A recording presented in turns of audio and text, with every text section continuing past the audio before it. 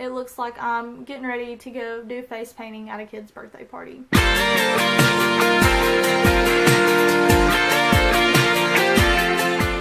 Hey guys, so today I'm doing a disappointing products video slash a kind of products I regret buying. I've never done one of these on my channel, so I kind of have accumulated a lot of stuff that I've regretted buying just recently or just in the past. These aren't necessarily bad products. Some of these I just regret buying because I don't use them or the color didn't work out for me, because some people really love these products. You may even really love these products, but for me personally, I just don't really care for these products, and if I could go back and do it all over again, I probably wouldn't buy them. So I have a lot of stuff, so let's go ahead and get started.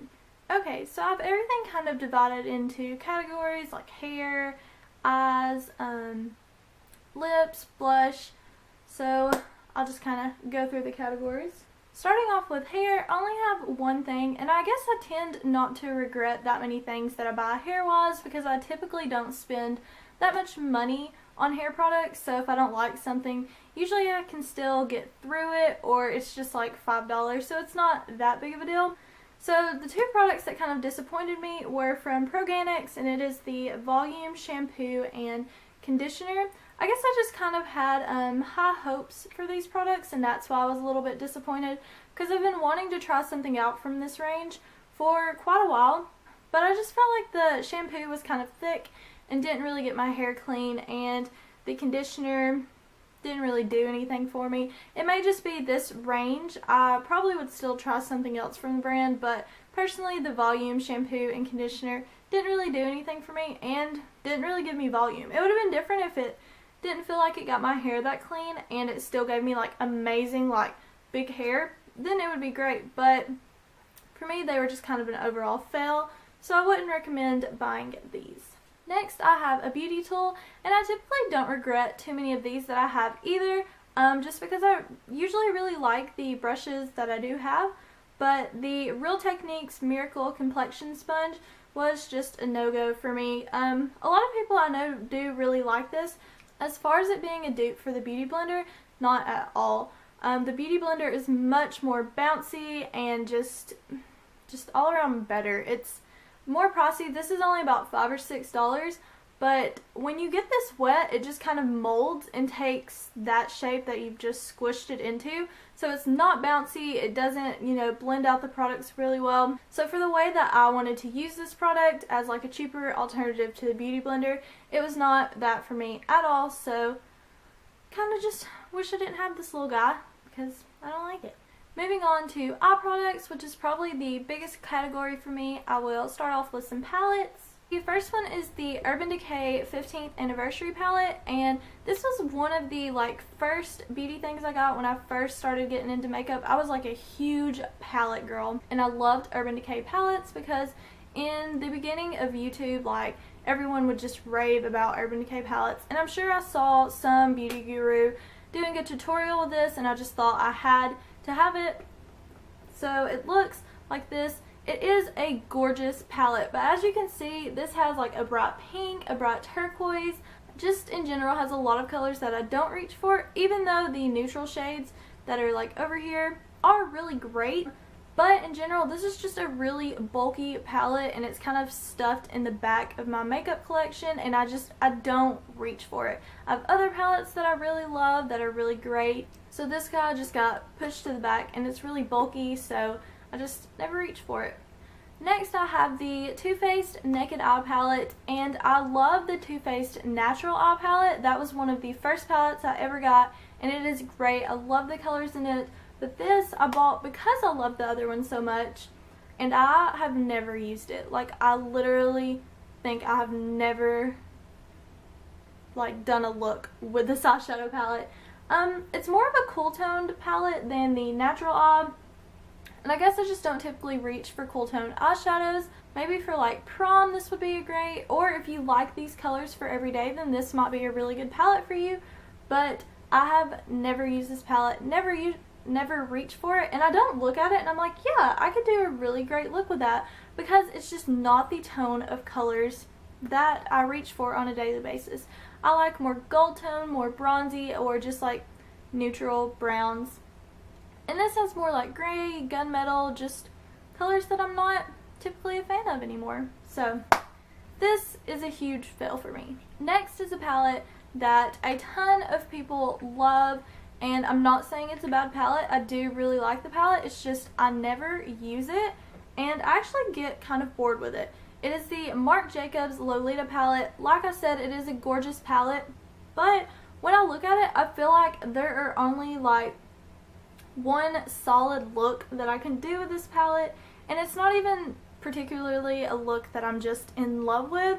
I don't know, some of the shades, like it has like 3 matte shades and then 4 shimmery shades, and this one is just like a kind of pink color that I never use. This one is way too glittery, and then this one is just too dark. I guess it would be a good liner color. That's a good highlight color. The crease color is really great, and then these 2 colors are really great. But the rest of the palette generally just doesn't do it for me. I don't reach for it. It is slim and nice for like traveling, but I wouldn't want to take this to travel because I don't really like the eye look that I create with this palette. So this was kind of a fail for me. Packaging's super pretty. The eyeshadows are really great quality. I just don't get that much use out of it, and I don't feel like there's a lot of use that I can get out of it. Maybe if you are better at coming up with makeup looks than I am, or you like the colors in this a lot and it does a really great everyday look for you, you would like this palette, but personally it's not one of my favorites. Now I have some cream eyeshadows because I've just accumulated a lot of bad cream eyeshadows, and I don't know why I buy so many cream eyeshadows because I don't wear them. Like, I would rather just do an eyeshadow look because I have so much eyeshadow. So I don't know why I buy cream eyeshadows because I don't use them for a base. If I'm going to wear a cream eyeshadow, I like to wear it by itself. The first one I have is the Almay Intense Eye Color Liquid Shadow Plus Color Primer, and this is the one for green eyes. I do not have green eyes, but my aunt really liked this at one point in time, and it looked really pretty on her eyes. But I find for me that the color payoff is just not good on this at all, and it doesn't brighten my eyes and make them look more awake like I like them to, and it just kind of shears out and goes to nothing and just makes my eyes look kind of dead.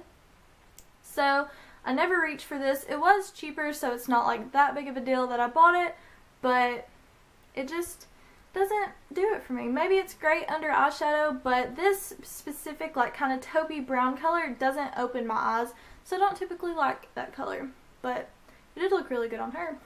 Next is a product that I wanted forever, and it is from Benefit, and it is their Creaseless Cream Eyeshadow in Birthday Suit. This is kind of very similar to the other one. It's kind of a taupey brown color. I just feel like it's really hard to get a good color payoff with this. These are some of the better cream eyeshadows, but the color very similar to the other one is that taupey color, and it just doesn't open my eyes. I feel like it actually kind of closes my eyes a little bit. So I don't like to wear this color by itself. It just doesn't do much for my eyes. It may be really great for a base, but like I said, I don't like to use my cream eyeshadows as a base. I like to use them as an overall eye look. Next, I have a Buxom cream eyeshadow in the shade Mutt, and this just like, first of all, it pretty much completely falls out of the little tube. It's really hard to fit your finger in here too, so I don't like that. I thought the color would be super pretty, but every time I wear it, I'm just kind of not impressed. It's also kind of a taupey color, but I feel like it kind of just closes my eyes. Like, I think that's the deal with all of these. Maybe I just got the wrong color, but I really don't like the formula of this that much either. I don't think it lasts all day on my eyes. It creases on me. It just wasn't anything that I was super impressed with. The color is not that bad, but it's not amazing enough for me to deal with it. The next thing is a super expensive product, and I know some people actually really love this. Glam Life Guru raves about these, Toddy, and I know she really likes them, but for me, I haven't found the way that I really like to use this product. It is the Chanel Cream Eyeshadow. I don't know what these are called. Illusion de Ombre Cream Eyeshadow. I don't know, something fancy like that. And it's in the shade Initiation. And it is super gorgeous. It's a bronzy golden shade. And these are, of course, very pigmented. They are Chanel, so they should be. They're also very shimmery though. And I feel like when I put them on my eye, they just kind of sheer out and just leave me with shimmer. It's this one right here. It is a really nice bronzy brown color, but for the price, I don't want a product to just sheer out and be just a clear like shimmer on my eye, especially when it costs this much. So maybe if I was using this as a base for another really pigmented eyeshadow or something, it would be great. But I just find every time I wear this, I was never really impressed with it. So, you know, be better if it was still at the Chanel counter. Next, I have some lip products, and I typically don't regret that many lip products that I buy because I am a lip product addict. I love lipstick, I love lip gloss, lip liner, I love all of it, and I typically don't buy that many bad ones, but I have accumulated a few duds. The first two that I have are the Bobbi Brown lip glosses. I don't know what they're called, just Bobbi Brown lip glosses. I have Cabana Coral and Popsicle 5. Cabana Coral I used to really love, but this was like one of my first lipsticks that I purchased that was high end. I really do not like the smell of these. They smell like plastic, and they really just don't go on very smooth on the lips, and they're kind of sticky. So I've just found way better lip products, and the color on this one I don't really like. Yeah, don't really like these that much. I think there are better lip glosses out there, so not a fan of these. Next, I have the Hourglass Extreme Sheen Lip Gloss in Origami, and I bought this last year because I thought I really loved the color and I really like Hourglass products. I just never use this. I mean, it feels pretty smooth. The pink is just a little bright for me. Also, when I first bought this product last year, the doe foot applicator like completely fell off. So I don't know if that just kind of turned me off from the product, but it's just not a product that I ever reach for. I have better lip glosses. Maybe I should try to give it a better go, but at this point in time, I just don't really care if I have it or not. Next, I don't really know what these are called, but it's from L'Oreal, and it's like the little bullet kind of like glossy stain-esque product. I have the shade, I can't even tell you what shade. It's the coral shade though. This just ended up being way more orange / red than I thought it was going to be. And it actually kind of matches my shirt, but that's just like a whoa kind of lip color. I love the smell of these. The consistency also feels really nice on them. Just the color that I personally got isn't a color that I ever wear. I may try out another one of these in the long run, but so far, just not for me. And I don't really know if I'm a liquid lipstick, glossy stain kind of girl. I don't really like to have a stain to my lips. I usually like just more of a creamy, like glossy, kind of pouty look. So yeah, don't know if I'll try another one of these, but I really do not like this color. Next, I have the Wet n Wild Mega Last lipstick, I believe, and this is in the shade 902C Bare It All. I've also heard great things about these Wet n Wild lipsticks. Alice of Dallas, this is one of her favorite shades. This color in particular does not work for me. It is too dark, and it really it looks like way too much on my lips. Also, I just really don't like the formula. The thing with these that I think everyone really likes is they're really cheap, and they're like $2 from the drugstore. They are really pigmented for a cheap lipstick. However, I find them just to be drying. They are matte, and I'm not really a big fan of matte lipsticks either. I like a more creamy lipstick, and maybe not quite as pigmented as this one, and that is just the exact opposite of what this is. It's not creamy, it's drying, and I don't feel like it glides on smoothly to the lips. So I don't reach for these. I don't want to reach for these. Luckily, they were only like $2, so it's not that big of a deal, but wasn't impressed with these. And my last lip product is the Revlon Lip Butter in Creme Brulee. I think a lot of people, this is either a love-hate. I know people love the Revlon lip butters. Those are just some of the most raved about drugstore lip products of all time. Personally, they're not like my favorite. I do have like one shade that I kind of like. This shade in particular is just a no-go for me. pretty much all of their shades that are really shimmery I don't like. I don't want my lipstick to have a lot of shimmer in it. That's just not the look that I go for. This particular like nude shade, it looks pretty on camera, but it's more just like orange, and like I said, it has that shimmer, and it's just not a good look on my lips. Personally, I like a little more color so I don't look dead, so this was just kind of a fail product for me. The formula of these isn't bad. It's pretty creamy, slides on nice, so I do like that aspect of it, but just the product in general, I wasn't a huge fan of. And lastly, I have a few blushes that were just huge fails. The first is the Tarte Amazonian Clay Blush in the color Tipsy. I used to really like this, but now, like, this is just crazy bright. Like, I'm never going to wear a blush color like this. And the thing with these is, some blushes, when they look bright, they're like really sheer and they just provide a nice glow to the cheeks. These are super pigmented. So if you apply this, you're going to kind of come out looking like a clown.